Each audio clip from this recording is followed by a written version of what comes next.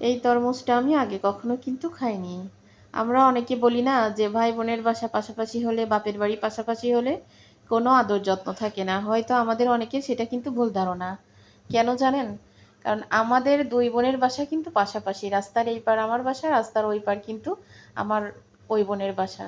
তো সেমভাবেই ওর বাসায় গেলে যে কয় আইটেমের নাস্তা থাকবে, আমার বাসায় আসলেও কিন্তু সেই কয় আইটেমের নাস্তা আমি বানিয়ে দেব। আর ভাত তরকারি সেটা তো আলাদা কথা, সেটা তো আছেই। তা যে দেখি আমার বোন গরম গরম চিতই পিঠা বানাচ্ছে। তা আমার আবার শুকনো চিতই পিঠা গোশ দিয়ে খেতে কিন্তু অনেক বেশি পছন্দ। আমি মিষ্টি পিঠা পছন্দ করি না। তো গরম গরম চিতই পিঠা দিয়ে কিন্তু মুরগির রোস্ট দিয়ে এখানে খেলাম। তারপরে হচ্ছে আবার ভিজানো পিঠা নিয়ে আসলো। এই যে ভিজানো পিঠা আর খাইনি, তবে পিঠাটা অনেক বেশি মজা হয়েছে। খেজুরের গুড় দিয়ে, নারকেল দিয়ে, দুধ দিয়ে ভিজাইছে। আর এই যে আমার ছোট বোন পান খায়, পানতি বোনের পানের বিড়ে। সাথে আবার মুড়ি মাখা ছিল, কেউ খাচ্ছে না। পরে সোহা আর আমি দুজনে বসে বসে খেলাম। তারপরে হচ্ছে ওই যে সেই হলুদ তরমুজ খেলাম।